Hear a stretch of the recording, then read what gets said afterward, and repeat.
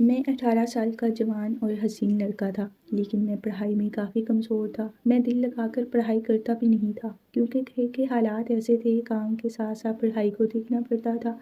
تو جب بھی مجھے تھوڑا بہت پڑھائی کے لیے ٹائم ملتا، تو وہ بھی میں اپنی پڑھائی پر صحیح طرح سے فوکس نہیں کر پاتا تھا۔ میں نے ٹیوشن پڑھنے کا سوچا، ایک ٹیچر سے بات کی جو ہمارے گھر کے تھوڑی سی دور ہی رہتی تھی۔ ایک دن ٹیچر نے مجھے کہا، تم پریشان مت ہو، میں تمہیں ایکسٹرا پڑھا دیا کروں گی۔ یہ کہہ کر انہوں نے مجھے اپنے گھر بلا لیا۔ میں ان کے گھر گیا تو وہ باقی بچوں سے بہت زیادہ مجھ سے پیار کرتی تھی۔ انہوں نے مجھے اپنی گود میں بٹھایا۔ مجھے اپنی ٹیچر بہت پسند تھی۔ سب بچے چھٹی کر کے چلے جاتے، لیکن ٹیچر مجھے لیٹ چھٹی دیتی تھی۔ ایک دن ٹیچر نے مجھے کسی کام سے باہر بھیجا۔ واپسی پر بہت تیز بارش ہونے لگی۔ میں کافی بھیگ چکا تھا۔ جب ٹیچر کے گھر پہنچا تو مجھے ٹھنڈ لگ رہی تھی۔ میں نے ٹیچر سے اجازت مانگی تو انہوں نے کہا، چائے پی کر پھر چلے جانا۔ یہ کہہ کر ٹیچر کچن میں چائے بنانے کے لیے چلی گئی۔ میں دل ہی دل میں سوچنے لگا کہ میری ٹیچر کتنی اچھی ہیں اور میرا کتنا خیال رکھتی ہیں۔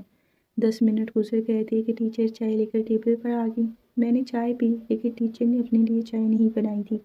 میں نے ان کے گھر جانے کی اجازت مانگی تو کہنے لگی، ابھی تھوڑی دیر بیٹھ جاؤ، جب بارش کم ہو گئی نا تو پھر چلے جانا۔ میں ٹیچر کی بات مان کر ان کے بیڈ روم میں چلا گیا۔ میرے کپڑے گیلے تھے، جس کی وجہ سے میرا دل نہیں کر رہا تھا کہ میں ٹیچر کے بستر پر لیٹوں۔ اتنی ٹیچر بھی میرے پیچھے کمرے میں داخل ہو گئی اور مجھے دیکھ کر ہنسنے لگی۔ کہنے لگی، فکر نہ کرو، میں بستر صاف کر لوں گی، تم آرام سے لیٹ جاؤ۔ میں جیسے ہی بیڈ پر لیٹا تو ٹیچر نے میرے سامنے کپڑے بدلنے لگی، لیکن میں شرم کے مارے نظریں جھکا لی۔ جب آنکھیں کھولی تو دیکھتی ہی رہ گیا تھا۔ ٹیچر نے چھوٹے چھوٹے کپڑے پہنے ہوئے تھے۔ وہ دھیرے دھیرے چلتی ہوئی میرے قریب آ کر بیٹھ گئی۔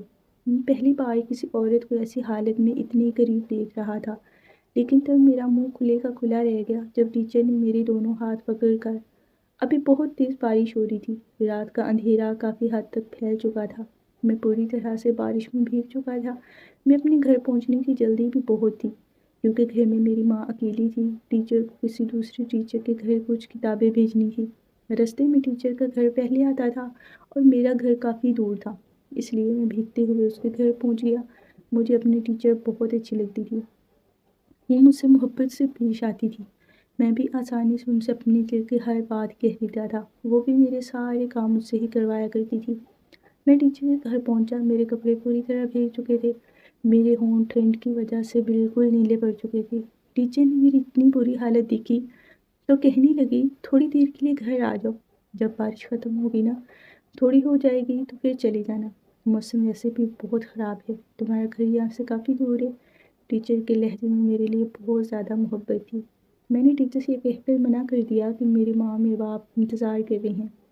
ٹیچر کہنے لگی کہ نہیں، انہیں پتہ ہے کہ تم ٹیوشن پڑھنے آئے ہو، وہ بالکل بھی پریشان نہیں ہوں گے، لیکن اگر تم اتنی بارش میں اپنے گھر جانے کے لیے نکلو گے نا، تم ضرور میں ساری رات پریشان رہوں گی، اس لیے بہتر یہی ہے کہ تم تھوڑی دیر کے لیے یہیں پر رہ جاؤ، میں تمہیں گرم گرم چائے پلا دیتی ہوں، کچھ ٹائم ٹھہر کے چلے جانا۔ چائے کا نام سن کر میں رکنے کے لیے تیار ہو گیا، کیونکہ مجھے بہت زیادہ سردی لگ رہی تھی۔ ٹیچر نے مجھے بیٹھنے کے لیے کہا اور خود میرے لیے چائے بنانے کے لیے کچن میں چلی گئی۔ میں دل ہی دل میں سوچ رہا تھا کہ ٹیچر جتنی اچھی ہیں، وہ میرا خیال رکھتی ہیں۔ میں نے بہت ہی غریب گھرانے سے تعلق رکھتا تھا۔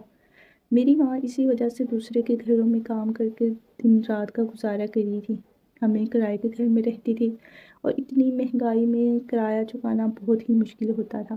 میں ایک جنرل اسٹور پر کام کرنے لگ گیا تھا، لیکن پھر جب ماں کو کچھ اور گھروں کا کام مل گیا تو ماں جی نے مجھے ایک سرکاری اسکول میں ڈال دیا تھا۔ ٹھیک طرح سے پڑھائی پر دھیان نہیں دے پا رہا تھا، اس لیے میں کلاس میں پوری طرح سے فیل ہو گیا تھا۔ میری ٹیچر نے میری ماں کو ملنے کے لیے بلایا اور میری حالت کو سامنے رکھا، تو میری ماں نے انہیں ہمارے تمام حالات سے آگاہ کیا۔ یہ سن کر ٹیچر نے کہا کہ یہ آپ کے بیٹی کی فیوچر کا سوال ہے، میں چاہتی ہوں کہ احمد پڑھ کر کسی اچھی جگہ پر پہنچ جائے۔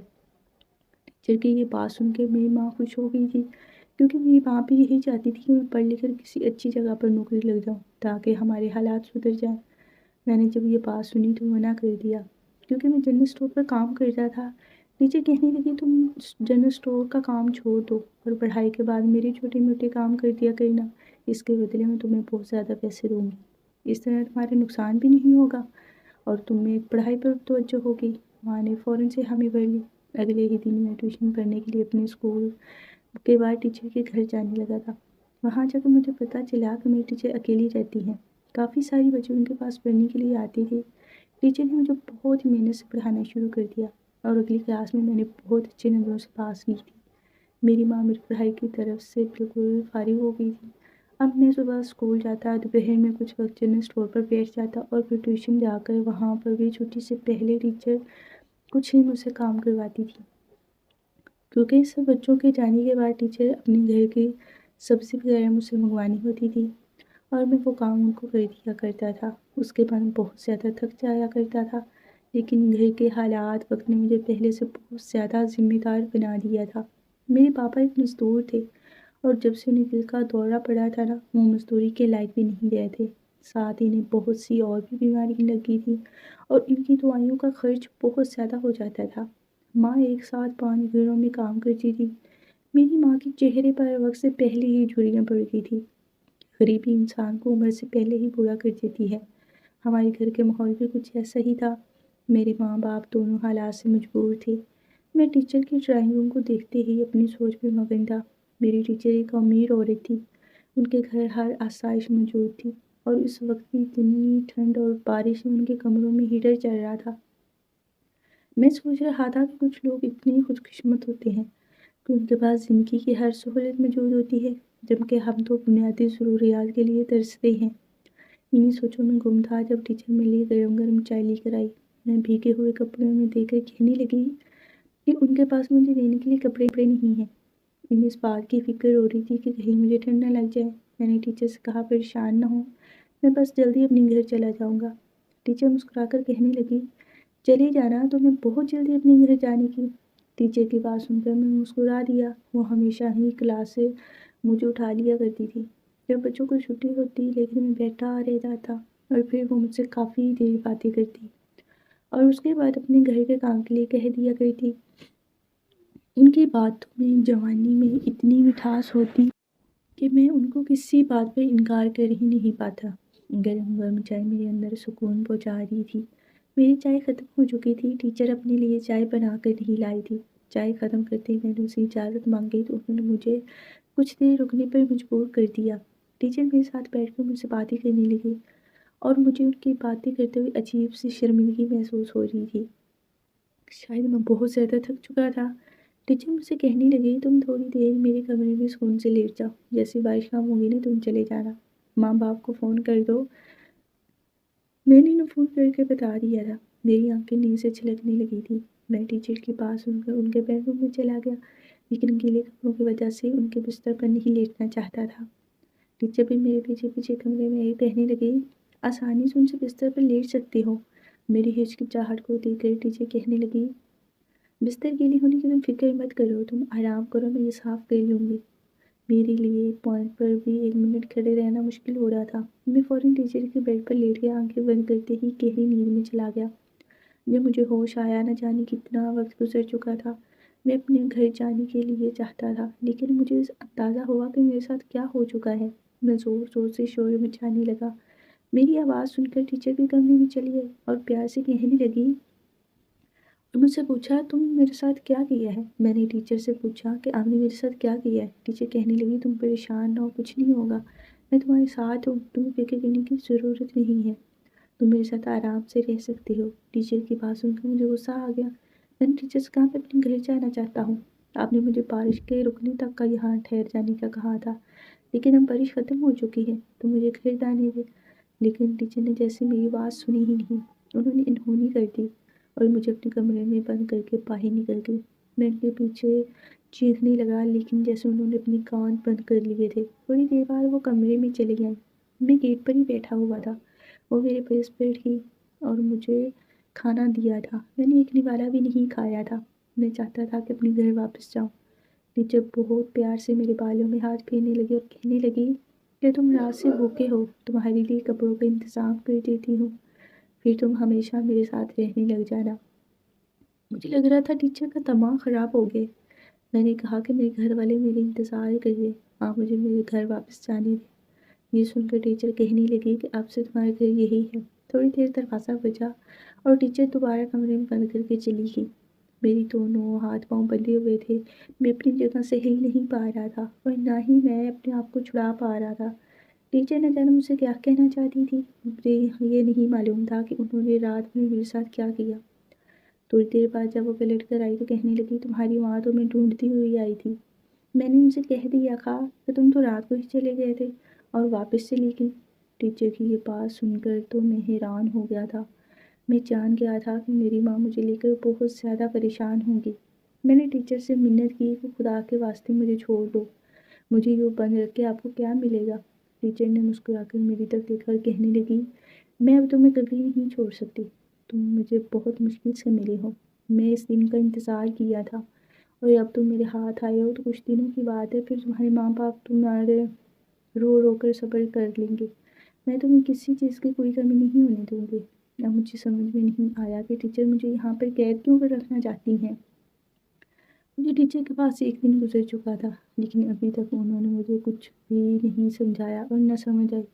رات کو اگر ٹیچر میرے پاس دوبارہ کھانا لے کر آئی تو میں نے پھر بھی ایک نوالا نہیں کھایا تھا اور میں پچھلی رات سے بھوکا تھا۔ ٹیچر کو میری بہت زیادہ فکر ستا رہی تھی۔ وہ کہنے لگی، سنو، جب تم تو مجھے یہ نہیں بتاؤ گے کہ آپ نے مجھے یہاں پہ کیوں بند رکھا ہے تو آپ میرے ساتھ کیا کرنا چاہتی ہیں۔ آپ اچھے سے جانتی ہیں کہ میں غریب لڑکا ہوں اور میں یہاں اپنے ماں باپ کا اکلوتا بیٹا بھی ہوں۔ ماں تو میری غیر موجودگی میں پاگل ہو جائیں گی۔ مجھے بس اتنا بتا دو کہ آپ چاہتی کیا ہو۔ ٹیچر میری بھوک ہڑتال سے پریشان تھی، وہ میری قریب بیٹھ گئی اور وہ محبت سے میرے چہرہ دیکھنے لگے اور پھر جو کچھ انہوں نے مجھے بتایا وہ سن کر میں دنگ رہ گیا۔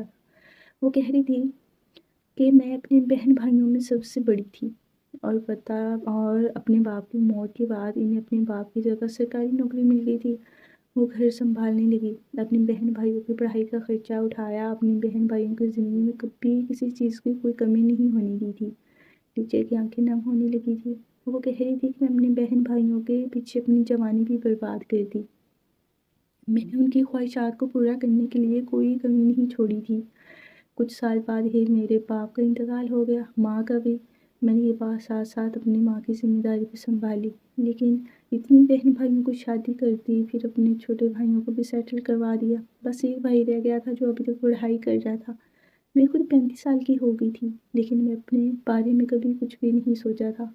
میرے دونوں بھائیوں نے بھی شادی کر لی اور ان دونوں بھائیوں کی شادیوں کا سادہ سا وقت نہ گزرا تھا کہ ایک دن سب بھائی جمع ہو گئے اور مجھ سے گھر میں حصہ مانگنے لگے، کیونکہ میرے باپ کا گھر تھا۔ میں نے کبھی سوچا بھی نہیں تھا کہ جن بہن بھائیوں کو پروان چڑھانے کے لیے، علم حاصل کرنے کے لیے میں نے اپنی جوانی ختم کر دی، وہ بہن بھائی ایک دن مجھ سے ایک بٹوارے کی بات کریں گے۔ میں نے میرے بہن بھائیوں سے کہا، اگر میں یہ گھر بیچ دوں اور تمہارا چھوٹا بھائی اور میں پھر کہاں جائیں گے؟ لیکن ان جاہلوں کی آنکھ پر تو لالچ کی پٹی بندھی تھی، انہوں نے میری کوئی بھی قربانی نظر نہیں آ رہی، وہ صرف گھر سے حصہ چاہتی تھی۔ میرے پاس ان کے سوا اور کوئی راستہ نہیں تھا۔ میں نے پاپا کا گھر بیچ کر ان کو حصہ دے دیا۔ میں نے وہ گھر بیچ دیا اور سب بہن بھائیوں کو حصے دیے۔ میرے اور چھوٹے بھائی کے حصے میں جو پیسے آئے تھے ان میں سے میں نے یہ چھوٹا سا گھر خرید لیا، لیکن مجھے اس بات کا بہت زیادہ دکھ ہوا جن بھائیوں کو دیکھ کر میں جی رہی تھی، وہ بہن بھائی مجھ سے پوری طرح سے الگ ہو گئے تھے۔ میں اپنے چھوٹے بھائی سے مل کر ایک نئی زندگی کی شروعات کرنا چاہتی تھی، لیکن قسمت کو کچھ اور ہی منظور تھا۔